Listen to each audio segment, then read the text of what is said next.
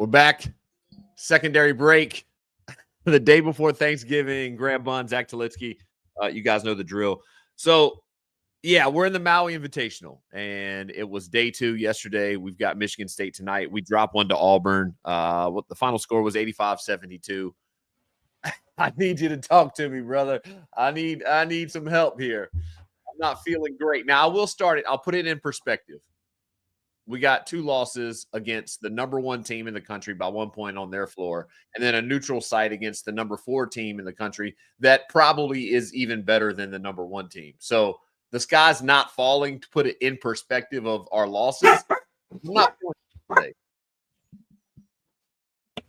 Yeah, the sky's not falling, but sorry about the dog. Oh, you're good, buddy. The sky's not falling, but I think probably what you're reacting to is the fact that physically we seem outmatched in a game like that. And, we don't really have positional length. We don't have anybody down low that can protect the rim or really rebound with any force. We don't have anybody that can hold up, against somebody like Johnny Broome. And again, he's probably a top 5 big guy in the country, but it just felt like he could do whatever he wanted, and we didn't have any sort of answer.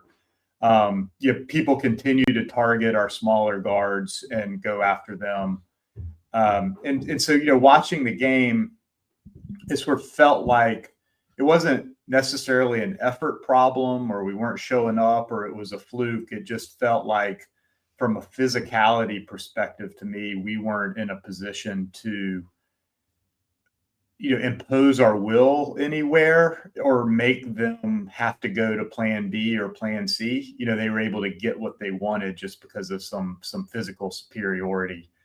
And I think, it shows up in the box score in a couple places, but 7 blocks and 7 steals from them. I mean, I can't remember the last time, you get 14 combined blocks and steals from a team. And so they were just able to get up into us and pressure us and protect the rim in a way that we couldn't do to them.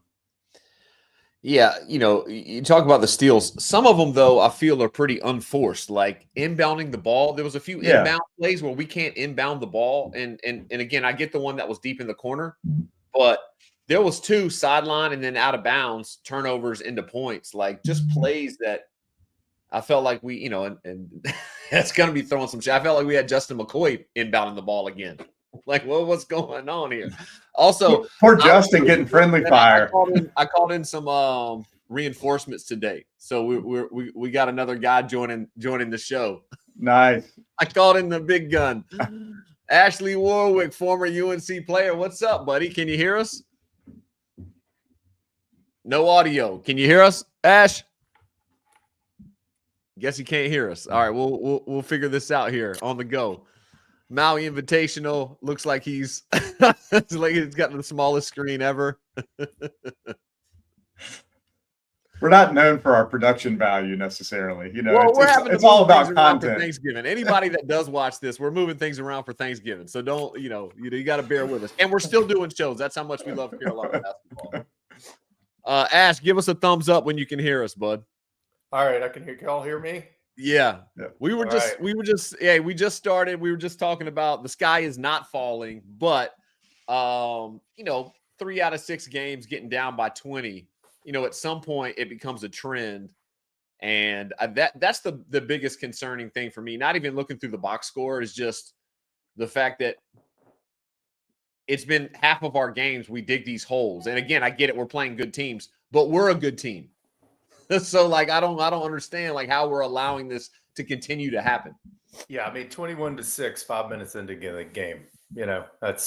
That to me, that was there's a lot of things we can talk about. I think that was the major difference in the game. We never really threatened. I think we got within 2, maybe 1 point, definitely forward a couple of points, but there's always going to be runs, and what you want to do is not dig such a deep hole that your run just gets you back within striking distance. And then, instead of your run putting you up by 5 or 6, and then they make a run, you go down by 2 or 3. I mean, that's just the way college basketball is played these days. There's not a lot of, back and forth games the whole way. It's usually games of runs. And right now we're having to use our runs just to get back in the game.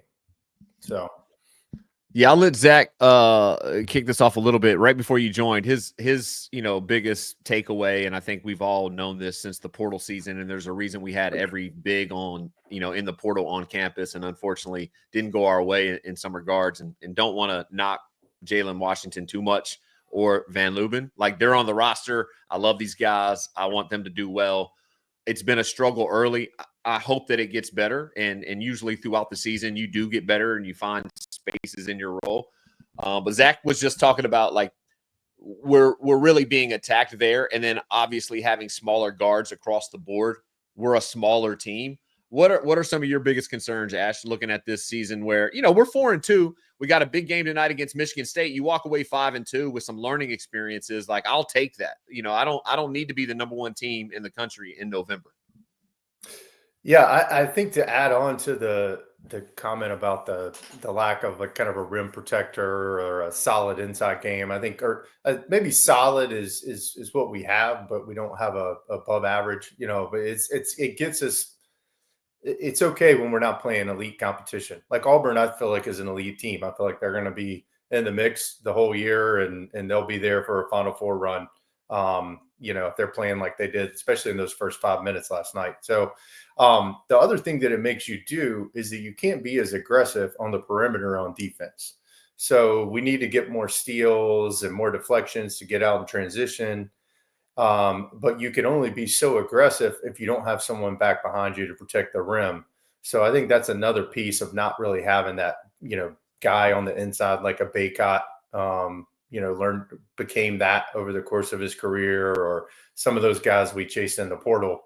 So if you don't have that behind you, one, you can't be as aggressive, and two, they're, like you said, they're not very tall. So, I think that sometimes I feel like we got guys right there and they've got a hand in the guy's face, but because they're 6 foot at best, it's not really a hand in their face. They're able to shoot over us without as much of a deterrence as they might be if that guard was 6'5" and standing in the exact same position. So, I mean, we knew that Jalen Washington have to make a big leap when we didn't land anybody in the portal. And we talked about over the summer, Graham, on the show that, hey, this is a little bit old school when you didn't have the transfer portal and you had guys who'd been in the program for 3 or 4 years and sitting and waiting for their spot, that it was going to be their time to step up and that they would have to really improve their game and become more confident. But let's call it what it is. I mean, Jalen Washington played 16 minutes, scored 2 points, and maybe the most damning stat is 2 rebounds. Yeah. His opposing number, Johnny Broome, had 23 points and 19 rebounds and 3 blocks. And when you get outplayed that badly, at one position on the floor, it's really hard, right? It's really hard in other areas. And I'm not saying that's entirely on Jalen, but when we didn't land one of those guys, it put a spotlight on him that he's going to have to be a productive big.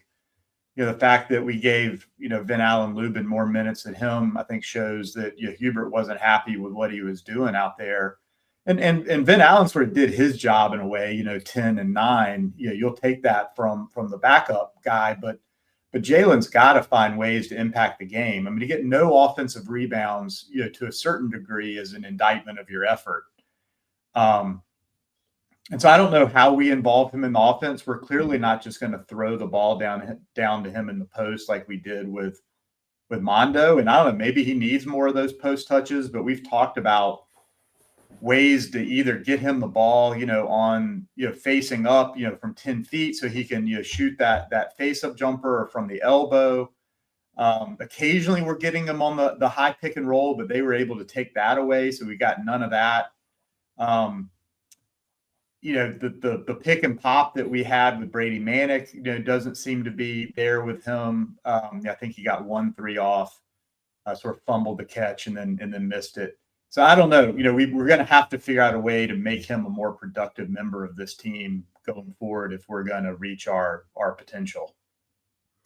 Yeah, I think that's a great point about we're not even attempting to get him the ball on the block. He's never on the block, quite honestly. And I think that's not going to be a strength of his game at this point and what we've seen. but you still got to do it sometimes, because what it does make the defense have to react to it. And it makes a guy like Johnny Broome have to actually play some post defense versus just chasing him around on some of these pick and rolls, which I think that's important too. You've got to make those bigs move around. And I thought Broome, I mean, he looked awesome, but there were times where I thought maybe he looked a little bit tired, because I thought he was going to go for 35 last night. I think he could have if he wanted to, so I think. Yeah, he had 18 and 10 at half, didn't he? Or 18 and 12 at half? Exactly. And I didn't see us change anything about the way we really defended. We did throw a couple more double teams in there, but I mean, he was just abusing us so much. He got tired, I think. I think your point's a really good one. I think you do got to get him in the post. Maybe it's 3-4 possessions a half. And maybe it's just like a catch and shoot and face. It's not going to be like Bocott, where he's going to go over one shoulder than another and just body a guy and get muscles way to the rim. That's not what he's going to do. But if he catches and faces, and those big guys have to guard him, one, you're going to probably pick up a foul a half, because they're going to have to move their feet, and that's not something they're accustomed to doing. So take what he does well, which is he can catch and face, and he's got a nice stroke. Even though I don't know what's happened on the free throw line, I thought he had one of the best strokes on the team last year from the free throw line, and he doesn't look comfortable there this year. I think he is pressing a little bit because he feels the pressure of all the fans. I mean, he saw all the guys we went after in the portal. He seems like a good kid. He's come back from a lot of injuries. So I think there's ways that, he could be better, but also I think there's ways we can use him better to set him up for success.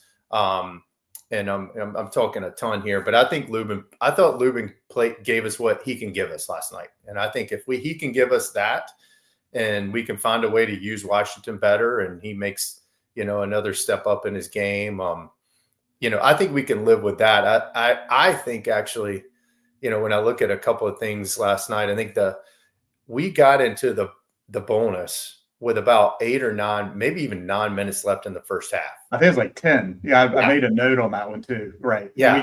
We got fouled one more time.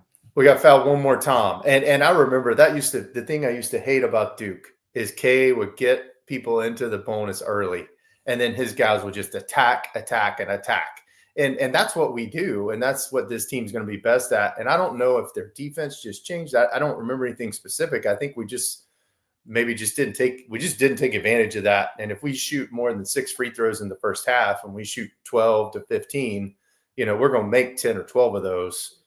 Then, maybe it's a tie game at half and it's a whole different thing. I think those are the things that this team's going to have to do. They can't win multiple ways.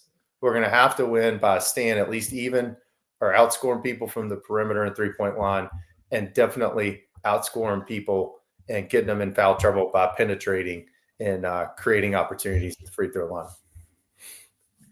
Yeah, I'm with you with the Washington stuff. The only point that I'll make, and I think one of the reasons that maybe some of the fan base, I was frustrated with the 2 points and 2 rebounds, because I feel like that's an effort thing. He's 1,000% good enough to do better than that, even against a team like Auburn. It's just, and I talked to Zach about this a little bit, is like, sometimes there's moments in the games, and we all do this. I'm guilty of it too.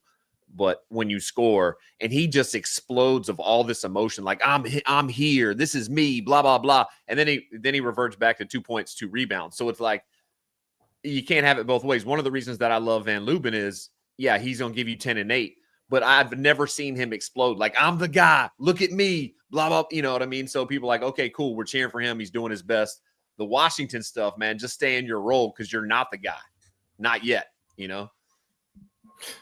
Yeah, I thought Lubin, I love it. Lubin's had a couple of tough games so far, but I do love the fact that he tries to dunk it every time. Like he's not trying to do some little jump hook or something. Like if he sees the rim, he's going to try to dunk it. So, yeah. Zach, I went on my rant about why. I know we got to get off Washington, but that's the last thing I wanted to say about him, because I do feel for him. I don't think he's good enough yet in this point in his career to have a 15 and 10 game against Johnny Broome. So I feel a little bit for him. I know he's trying hard, but I just don't like the over celebration in moments and then reverting back to 2 points, 2 rebounds. Like, just don't do that for me, please. I don't care how he does it, but he's going to have to find a way to rev his own engine on a more consistent basis. And maybe in warm-ups, he needs to be pumping his chest and saying, "My guy, I don't care what he does, but he just can't have so many empty minutes. Like, we need more from him on a more consistent basis." And different players get there different ways, to get yourself ready and in that headspace and ready to bang and compete and all that. And this whole team's got to do that. Like, we can't keep opening halves that way and then hoping we're going to come back against good teams. So I don't really know how they turn that switch, but they've got to do it. And also, like, I think last year, maybe at the same point, we had some tough conversations because I would say early in the season, we weren't sure who we were and what we were going to hang our hat on. And this team, I feel like, is in a similar spot at a similar place in the season. And I don't know where the easy points are going to come from. I mean, historically, we've gotten so many easy points from offensive rebounding and putbacks. I don't think this team is built to do that. So I think this team's going to have to get easy points from the foul line. And like Ash said, I think last night we had the opportunity to do it. I think we got in the bonus in minute 10, and then in the second half with 7 minutes left, but still only shot 19 free throws. And so that, we left, I think, a lot of easy points out there. And then the other place is going to have to be in the defensive intensity, particularly on the perimeter, to get steals and cause a little bit of havoc. The problem is we just don't have big guards to impose our will defensively. And so I don't know if we've got to use our quickness and press more. I don't think we really put on a press until there are 6 minutes left in the game. And even then we didn't do a lot of it. Maybe it's tough to do when you're playing back-to-back games. But I just feel like defensively last year we figured it out going into the ACC. We were able to play with a defensive intensity possession by possession that I'm not sure I've ever seen a Carolina team play with. And this team hasn't done that yet. And at some point, they're going to have to wake up and realize for us to do much this year, it's going to have to be an energy on the defensive end that we just haven't brought yet. Hey, Graham, I think we lost your sound. Yeah. Ash, jump in there while he's. Yeah. Well, he's trying to figure that out. I think that if you remember, it was very, very similar because I think it was the Arkansas game in Charlotte, maybe mid-December. Or maybe Oklahoma game, maybe. Oklahoma. Oh, it was Oklahoma. Yeah. We played a really good defensive game. We turned them over 12 or 13 times in the first half. I think they finished with 20-plus turnovers. And that was when it all clicked for that team. Look, I hope that happens for this team. I don't think it's going to happen just over one night. I think this team's going to be more of a work in progress for a little longer of the season. I think I haven't seen a lot of basketball, being honest. I don't think there's anybody in the ACC outside of Duke that's going to be at the level of an Auburn or an Alabama even, Yeah. So I'm interested to see how tonight goes. Michigan State, usually a physical team. I don't think they're as talented as, the Auburns or the Alabamas of the world. So those are the kind of games that we're going to need to win. I don't think we can give one of those away. And then I think when we get in the ACC, we'll have 2.5 months to kind of build into what we're going to be. So I'm not down. I'm not that either one of you guys are. I still got hope. I just think the margin for error on this team was definitely less than last year's team. And last year's team didn't have a huge margin of error either. It's just, and that's probably college basketball these days. I don't think there's any, power teams like we had in 2009, which we could have won playing 60% of our best. That's probably no team in the nation. I mean, UConn just goes and loses 2 games in the Maui because the referees are out to get them. Obviously, that's what the problem is. Yeah. Is the audio back? You guys hear me? Yeah, you're back. Good.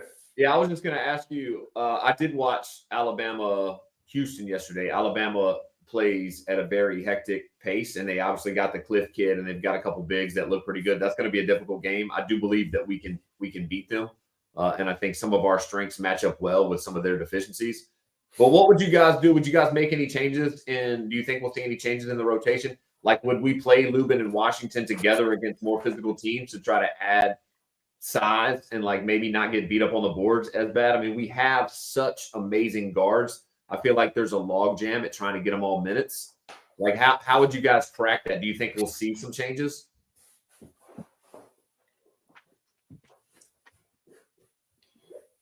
No. I like our small lineup. I mean, I like maybe playing Withers at 5 and playing Powell at 4. Man, I love Drake Powell. Yeah. That kid's unbelievable. Yeah, he's a freakish athlete, man. Yeah. They say he only had 1 rebound. I remember at least 2 that he got where he was, there was one where 4 feet above the rim. Just and so if he can rebound, from the 4, then I sort of like him playing the 4.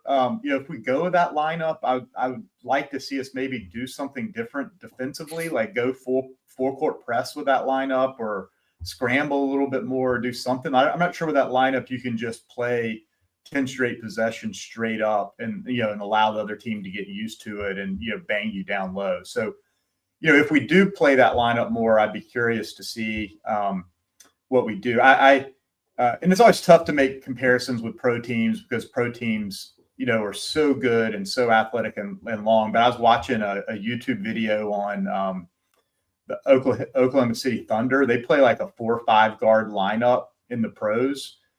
And they just like scramble and get steals, but their like turnover rate with that lineup is like unprecedented how high it is.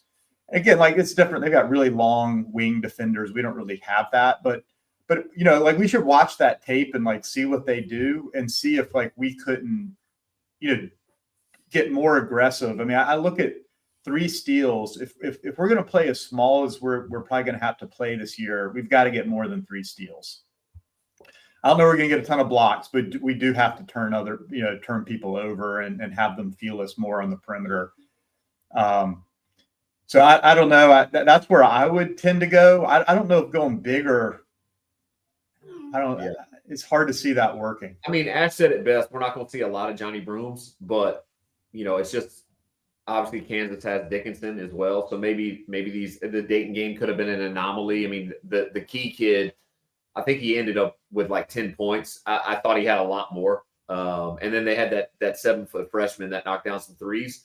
So I don't know why we got down 21 to them, but the other 2, probably a lot of the offensive rebounds, we were susceptible to. But we'll see. We're not going to see Broom again. And I watched a little bit of Michigan State. I know they always play with physicality, but I do believe that they're not a team that's going to overwhelm us with their size. You're going to have to rebound. They're going to rebound. Yeah. So we're going to have to hold up on the They're going to play with energy for Yeah. sure. I mean, Izzo will bury you. You'll never see the floor again if you don't play with energy, which I wish Hubert would do a little bit, and maybe he's doing it with Washington, but yeah. The other thing that concerned me on this one was the 7 assists. That's not much. And you felt it watching the game. Like we were really stagnant. I felt like we run this high pick and roll, and that works sometimes, but people have clearly scouted it. They played us, I think, similar to what Dayton did in terms of kind of trapping that high pick and roll and then taking away the roll guy and then forcing kind of a difficult reversal. And it shows up with only 7 assists. We just did not have good ball movement or motion. We weren't getting into advantageous positions, forcing defensive rotation so we could swing to open shooters. And so we need more variety, I think, on how we're initiating the offense. I thought in the second half with Dayton, we did more motion where we were sort of bringing RJ off of multiple screens, and that seemed to work better. I don't know. I mean, I'd have to go back and really like chart it, but didn't it feel like we were really predictable and one-dimensional on offense when we were in the half court? Yeah, I think that what I see is we don't get a lot out of our offense sets, like our offensive sets. Like we don't ever, like last night, for example, I'm watching it, and you guys will appreciate the old, flex offense, but they ran a flex cut a bunch on the far baseline. And there was a couple of times where they just got a guy wide open underneath the basket. I remember Vanilla and Lubin one time was guarding the guy that set the pick, and he couldn't see the ball It was a perfect camera angle for Hubert. I'm sure will be all over him in tape today. Like, we hope. Can't let that happen. That just can't happen. And I think it was RJ got caught up on the pick and got a layup. That we're not getting those baskets. And that's the downside of running a pro style offense where it's just all pick and roll, 5 out. Like, it really is about space and what you can create. But the other thing, I don't know who the kid was, and they might have changed it out a lot last night, who was guarding Cadeau. But that's probably the first game I've seen in a while where Cadeau just wasn't able to get by his man at will. I'm not saying he's just dominated every game, but usually he can get by his man. Now, he couldn't really even get by his man consistently last night, which impressed me. Whoever was defending him was doing a really good job. Well, the backup was his AAU teammate, so he was very familiar with his game for sure. They've known each other for years. Also, I don't know. Look, I think Elliott's an incredible guard, one of the best in the country. I don't know about all the extracurricular stuff that seems to be becoming more and more prominent. Like, I don't want our team to take on that identity, like the overreaction. Like, there just doesn't seem to be a calmness from him as the point guard. So when he's frantic, I feel like the offense is frantic, and that's just never a good thing. That's just my experience at playing point. Like, I always wanted to seem like I knew what was going on, and I wasn't overreacting to what was happening around me, just so everybody else was kind of calm and confident. But 15 shots, I don't know if we need Elliott going 5 of 15. You know what I mean? Like, I get it. He's incredibly talented, and he's going to be able to score the ball better than he did last year. But having him 5 of 15, I don't think is a recipe for success when we have other wings that I think are more efficient at putting the ball in the basket. I think Trimble, we maybe need to use him as the primary a little bit more. Agreed. He's been our best player. Agreed. It's not even close. He's the best. If you factor in defense, it's not even close. He's our best player. Yeah, and he doesn't, and occasionally he'll initiate, but sometimes, between those 3 guys, I'm not sure we're hunting the best matchup every time. Mm-hmm. And that to me should be one of the advantages of having the 3 of them on the floor together is like, all right, well, let's pick their third best wing defender, or guard defender, and isolate them if we're going to run that kind of offense. I don't know. It's but I think both RJ and Elliott have struggled, a little bit with longer, bigger physical guards. That's really their kryptonite in a way. And I think that they've had 2 really tough matchups. I mean, I thought Dayton had an impressive set of physical guards as well. Mm-hmm. So that's going to be something we're going to have to adjust to. Yeah, I think that the playbook is there now at this point on RJ as far as how do you defend him when you're playing against like an elite team that has that level of athlete with that level of size. Yeah. The other thing we haven't seen a lot of that we're going to have to figure out is there'll be some ACC teams that are going to throw some more zone at us because they're not going to want to guard us, those 3 guys one-on-one. Michigan State's going to do what they do. They're that kind of program. Some of these mid-majors and stuff that we've got once we come back from Maui, they're going to see some zone. So that's another thing that I still haven't seen us look great against that. It definitely last night, that zone. Yeah. Well, and I think that was kind of a key. Like, they were smart, give Bruce Pearl credit. Like, they kind of played they did play a half court game in the second half. They didn't let it get up and down. And I think they're a team that will get up and down. They have the athletes to do it, but they were very intentional. Once they got it over half court, they took their time, made us really play defense for 30 seconds. And then on throwing that zone in there every couple of possessions, it made it really difficult to come back from 14, 15 down. Anytime we got a run, we might could get it back to 9 or 10, but we never could get that up and down pace that we needed to drop off a 9-0 run in like a minute, Predictions on the starting lineup tonight? Same?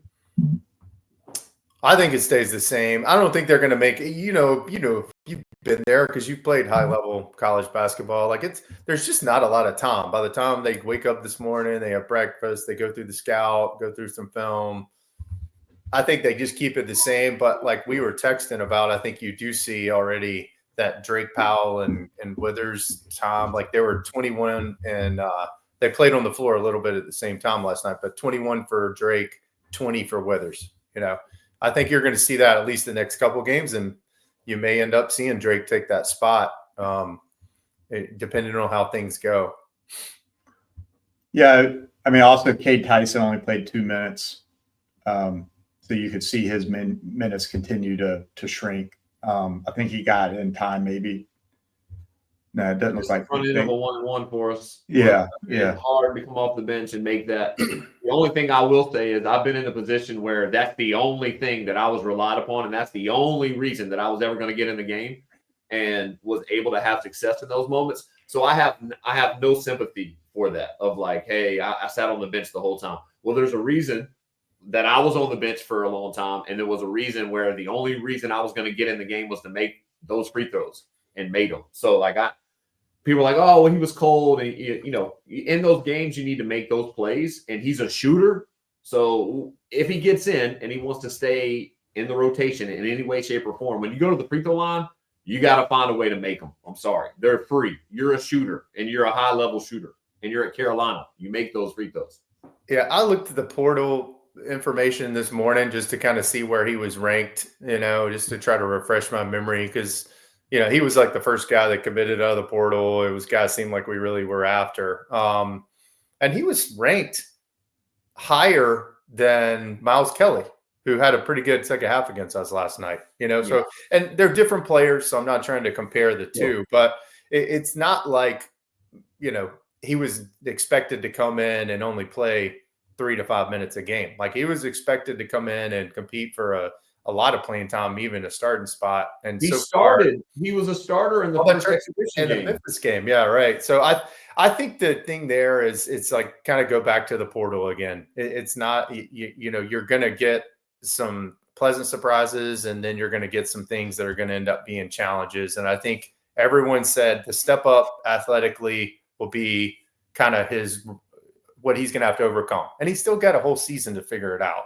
Yeah. But like Ingram coming in last year, like the hurdle was, can he shoot the ball outside, and then throughout the season, he got better and better at that. So my hope is that they find a way to put him in the game where, he can build some confidence, because we're going to need him to knock down some 3-point shots, because as surprising as it is, as perimeter oriented as we are, we're not a great 3-point shoot team. We're not just knock it down. Especially with RJ struggling a little bit to start the year.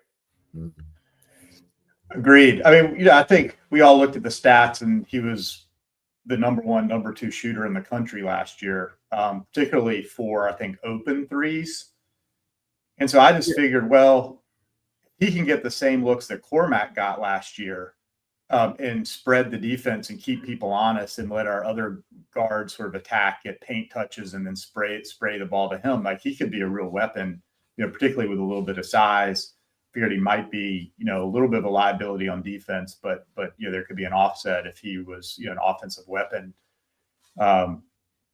And then, the hope was he could play a little bit 4. And I knew he was smaller than Manic, but I thought, if he could play a little bit of that Manic role of like hold down the fort at 4, but then also space the floor at the 4 spot, it would give us, some flexibility. But so far,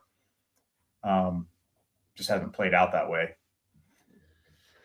Yeah, I'd love to see it. I know you guys are probably not on board with me, and I'm not saying, we need to burn everything down to the ground. Again, like we lost to the number 1 team in the country at their place and the 4th team in the country on a neutral site. So I think that there's real hope to have a great season, but I would love to see Powell and Van Leuven in the starting lineup tonight just to light a match to see how some of these guys react to adversity. Because again, adversity happens in the game. So I would love to see how people encounter adversity, like, oh, my role's diminishing. I got to play harder if I don't want that to continue happening. You know what I mean? Like, if there's no accountability, what's the real motivation to get more rebounds?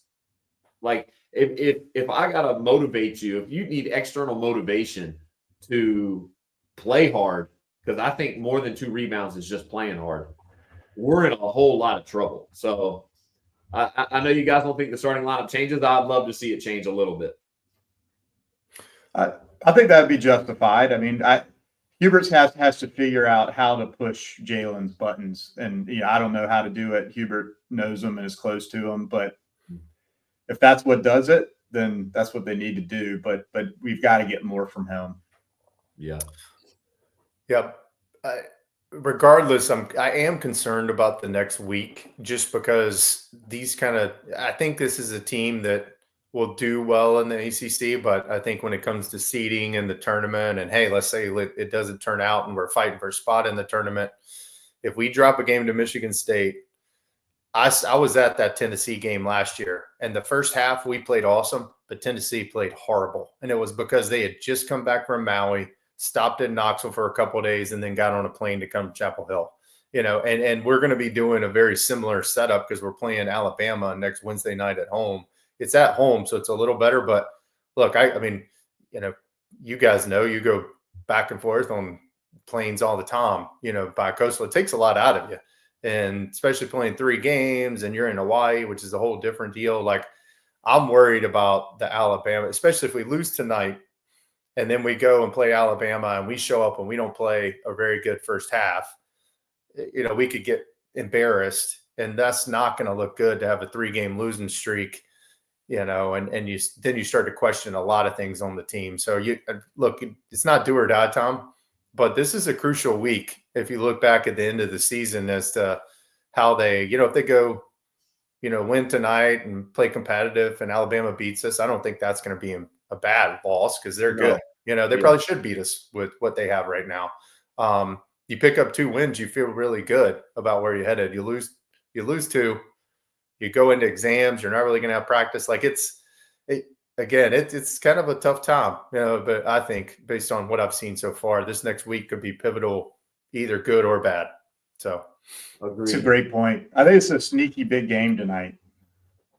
It is definitely. Yeah. It's going to be massive. Man. I mean, that Dayton win, because I think Dayton's going to be a tournament team. Sure. Well, Dayton played Iowa State. I think they lost by 5 or something. Yeah, that was nip and tuck till the very end. So, yeah, I think Michigan State's likely to be a tournament team. So, getting a win tonight would be huge.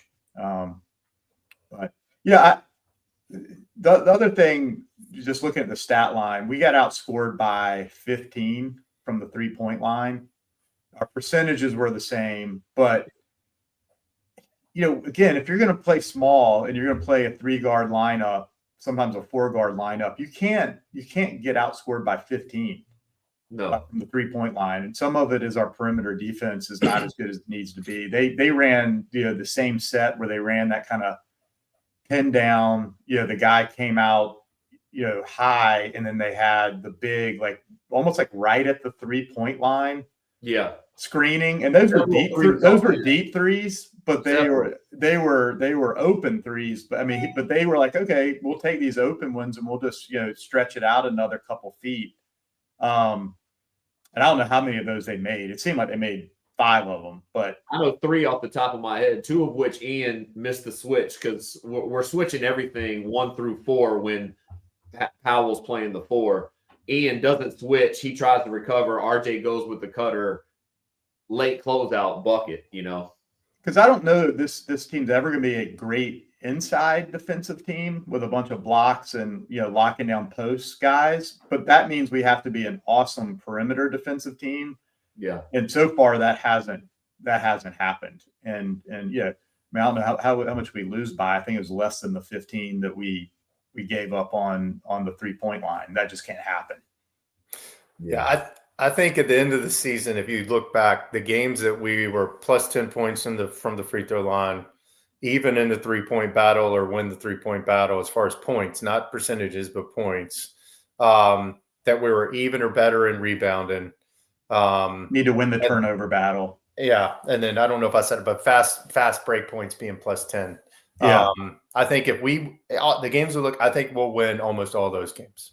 And any games that we don't hit, most of those, I think, will be our losses. So if you look last night, we didn't hit any of those points. And we honestly, I'd love to say it was a competitive game. They were clearly better the whole game. There was one stretch. Game. Every team is going to have, even bad teams have good stretches. So that one stretch where we got it to kind of like 2 and 4 for a few minutes, that happens to everybody. You know, we were outclassed last night, you know, where the teams sit right now. So yeah, that's tough. Last thing, just on a positive note, because it blows my mind. It's shocking to me that Seth Trimble is our best 3-point shooter, and like he chucked one up from like 40 feet. You know, again, he makes the one-legged toss in, but that was like a normal distance three, especially since it was the wing. The deep one he tosses up puts him at 3 for 6, which is 50%. We'll take it all day. But in actuality, in like real game threes, he was 3 of 5. Like the way the jump and the step forward that kid's made, man, he is vastly becoming one of my favorite. Like the adversity, I'm going in the portal, I'm not getting a fair shake. Then he comes back and plays so well, they can't keep him out of the starting lineup. He was not a starter to begin with. You know, RJ gets hurt, he goes and plays in that Memphis game, and it was no looking back. So, and man, I wish that Memphis game, that win would count now, because they're yeah, for sure. I mean, if anything, he needs to be more aggressive offensively. He is unreal. He's unreal. I mean, he's getting to the rim, and he's our best finisher at the rim by far. I mean, RJ for his size is a good finisher at the rim, but yeah, he does have some limitations just given the size. So I don't know. I'd love to see us maybe even run more stuff for Seth. Agreed. Yeah. And in this era of college basketball with the portal and NIL and all this stuff, and I'm sure he gets some NIL money, but it's just awesome to see a kid that makes a leap like that from year to year at the same school, because you just don't see that anymore. So I think we need to kind of cherish what we're seeing from him, just because I think we're just going to be less and less of that, because most kids aren't going to stick around if they're not feeling like they're going to get the shot, you know. And we did almost lose him, but you know, that I think it's pretty cool to see. Like, this is how it used to happen, right? You built and you got better every year, and by the time you were a junior, senior, like you became like an all ACC player. So it's just cool to watch. I love the kid. Just, he seems like he's got some, you know, he's not over passionate like you're talking about, gets out of control and does a lot of, but he's definitely got a high motor and is intense. You can see that. So to turn himself into just the threat that he is behind the 3-point line, you know, there was times freshman year and even last year where you just couldn't play him because it felt like the coaching staff didn't believe in the shooter that he was, and he was worried about making mistakes. I'm just blown away. Like, I'm just so impressed with what he's put on his shoulders and some of the deficiencies in his game. He's not even turned into like an average shooter. He's a real threat that you have to account for in the scouting report, which helps us beyond measure, and hopefully down the stretch is going to help RJ. Like, RJ is struggling. I don't know why. Maybe he's emotionally beat up and tired, and it's his 5th year, and he's like, man, you know, I can't believe I'm still here. I thought I'd be in the league. Like, I don't know. But Seth has just been a breath of fresh air. So I'm hoping he has another big one tonight. All right, we'll end this. Give me your score predictions. What do you think tonight? And Zach, we'll start with you, bud. I think we're going to win tonight. I'm expecting us to play our best game so far in Maui. I think we're due for a good, complete game. I think Hubert, he seems to be able to get the ear of the team and get them to play a certain way. And so I'm expecting us not to go down 15 or 20 in the first 5-10 minutes. And I think we'll be able to pull away in the second half and maybe win by, 8 to 10. All right. 82-76 UNC. Let's go. Hey, do you think they would let us scrimmage for like 15 minutes before the game starts? Because like, we need to. Hey, we're gonna bust over from a local high school. We're gonna play for about 20 minutes before and just come over and just start the game. You know what I mean? Right. I'll go. I think I believe in the coaching staff at Michigan State. I think they're going to scheme how to slow us down. And I think they send 2 back and 3 to the boards every possession. So I think it's going to be a little bit lower scoring game than we would like, because I think the more possessions we have, the more it behooves our success. So I'm going to go 72-66 Carolina. And hopefully a game that isn't so predicated on runs. Like, it's steady, 5 to 8 point game.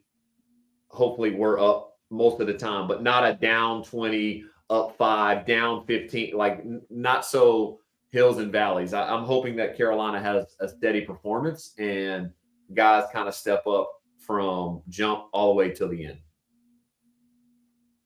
Go Heels. Go Hills. Wheels.